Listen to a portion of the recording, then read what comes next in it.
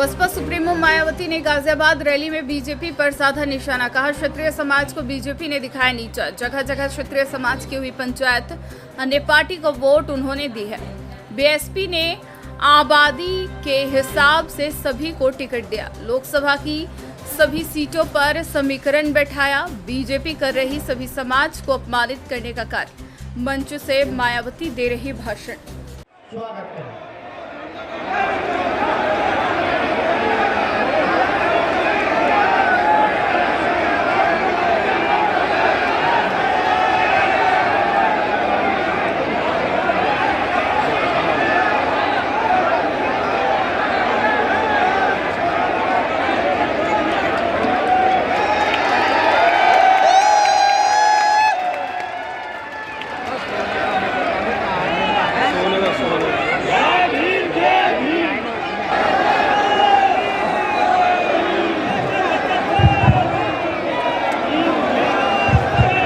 अपनी पार्टी के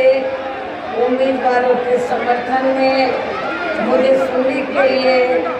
यहाँ इकट्ठा हुए हैं, तो उसके लिए मैं आप सभी लोगों का हार्दिक दिल से आभार प्रकट करती हूँ। वैसे आप लोगों को ये मालूम है कि हमारी पार्टी कांग्रेस, बीजेपी व अन्य किसी भी विरोधी पार्टी तथा गठबंधन आदि के साथ मिलकर नहीं, बल्कि अकेले ही अपनी पार्टी के बलबूते पर पूरी तैयारी व दमदारी के साथ ये चुनाव लड़ रही है। इसके साथ ही हमने टिकट बंटवारे के मामले में भी सब समाज के लोगों को उचित भागीदारी दी है, जिनको कामयाब बनाने के लिए अपनी पार्टी के लोग पूरे जी जान से लगे हैं। हालांकि आप लोगों को ये मालूम है कि आपके पश्चिमी यूपी में, वैसे तो पूरे यूपी में सब समाज के लोग रहते हैं, सभी धर्मों को मानने वाले लोग रहते हैं, लेकिन आपके पश्चिमी यूपी में अपर कास्ट समाज में से क्षत्रिय समाज के लोग काफी बड़ी तादाद में रहते हैं। लेकिन दुख की बात यह है, भारतीय जनता पार्टी व अन्य पार्टियां जो अपने आप को क्षत्रियों की हिमायती समझती हैं, क्षत्रिय समाज की हिमायती समझती हैं, तो इस बार लोकसभा चुनाव में खासकर पश्चिमी यूपी में क्षत्रिय समाज की भारतीय जनता पार्टी और अन्य पार्टियों ने भी काफी उपेक्षा की। लेकिन है जिस पार्टी ने पश्चिमी यूपी में अन्य समाज के साथ साथ क्षत्रिय समाज को भी पूरा आदर सम्मान दिया है, टिकट बंटवारे के मामले में उनको उचित भागीदारी दी है। हमने पश्चिमी यूपी में आपके सहारनपुर मंडल से, मेरठ मंडल से हमने कई टिकट क्षत्रिय समाज को दिए, और आपके जो गाजियाबाद लोकसभा की सीट है, आप लोगों को ये मालूम है कि यहाँ पर अपर कास्ट समाज में से क्षत्रिय समाज काफ़ी बड़ी तादाद में है, लेकिन इस बार क्षत्रिय समाज की यहाँ उपेक्षा की गई है। भारतीय जनता पार्टी ने क्षत्रिय समाज को टिकट न देकर उनकी उपेक्षा की है, जिसको लेकर क्षत्रिय समाज में काफ़ी नाराजगी थी। पंचायतें हुई और पंचायतों में मुझे ये जानकारी मिली है, ये फैसला लिया गया कि जिस पार्टी ने हमारे समाज को भागीदारी दी है लोकसभा चुनाव में, ज़्यादा से ज़्यादा भागीदारी दी है, हमारा वोट उसी पार्टी को जाएगा। तो और हमने आपके गाजियाबाद लोकसभा की सीट से तो क्षत्रिय समाज से श्री नंद किशोर पुंडीर को हमने चुनाव के मैदान में उतारा है।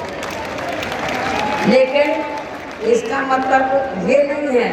कि आपके गाजियाबाद में पंजाबी समाज काफ़ी रहता है, सिख समाज काफ़ी रहता है, तो उनको ये नहीं लगना चाहिए कि हमने उनकी उपेक्षा की है, क्योंकि इनके टिकट से पहले हमने पंजाबी समाज के व्यक्ति का टिकट फाइनल किया था। लेकिन जब हमने आबादी के हिसाब से छानबीन की तो हमें ये मालूम हुआ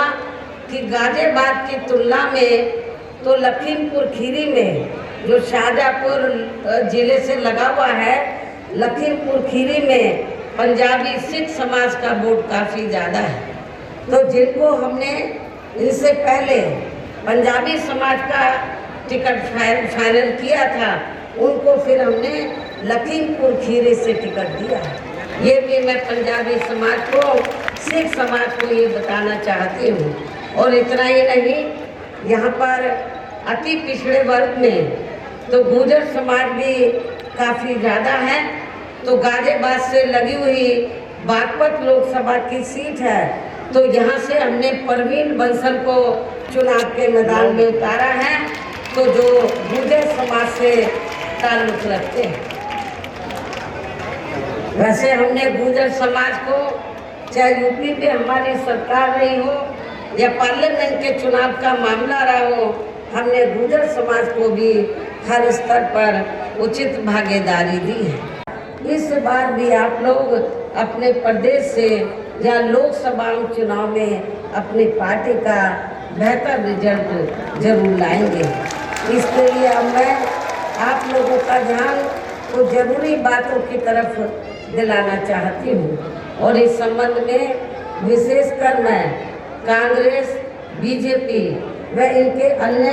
सभी सहयोगी दलों के बारे में ये कहना चाहूँगी कि आज़ादी के बाद शुरू में केंद्र व देश के काफ़ी राज्यों में भी ज़्यादातर सत्ता यहाँ कांग्रेस पार्टी के हाथों में केंद्रित रही है, किंतु इनके अधिकांश मामलों में रही गलत नीतियों एवं गलत कार्य प्रणाली आदि की वजह से ही फिर इस पार्टी को केंद्र में काफ़ी राज्यों की भी सत्ता से बाहर होना पड़ा है, तथा यही स्थिति इनकी सहयोगी पार्टियों की भी बनी रही है, जिसके कारण ही फिर पिछले कुछ वर्षों से भारतीय जनता पार्टी व इनके सहयोगी दल केंद्र एवं काफ़ी राज्यों की भी सत्ता में काबिज हो गए हैं। लेकिन इनकी भी ज़्यादातर रही जातिवादी, पूंजीवादी, संकीर्ण, सांप्रदायिक व द्वेषपूर्ण नीतियों एवं कार्य प्रणाली आदि से तथा इनकी कथनी व करनी में भी काफ़ी अंतर होने की वजह से अब ऐसा लगता है कि इस बार ये पार्टी भी केंद्र की सत्ता में आसानी से वापस आने वाली नहीं है। पुरानी व नई चल रही नाटकबाजी, जुमलेबाजी व गारंटी आदि काम में आने वाली नहीं है, क्योंकि अब देश की जनता काफ़ी हद तक इस बात को समझ चुकी है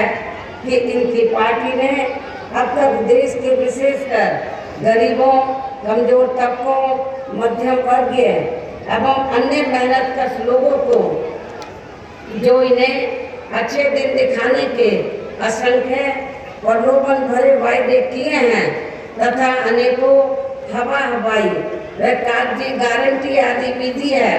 तो उनका जमीनी हकीकत में अभी तक इन्होंने लगभग 1/4 हिस्सा कार्य भी पूरा नहीं किया है, बल्कि इसके स्थान पर इनका ज़्यादातर समय व ताकत भी यहाँ इनके अपने चहेते रहे बड़े बड़े पूंजीपतियों व धन्ना सेठों आदि को ही ज़्यादा से ज़्यादा माला माल व धनवान बनाने में तथा उन्हें हर स्तर पर छूट देने में व बचाने में ही लगी रही है। पुरानी व नई चल रही नाटकबाजी, जुमलेबाजी व गारंटी आदि काम में आने वाली नहीं है, क्योंकि अब देश की जनता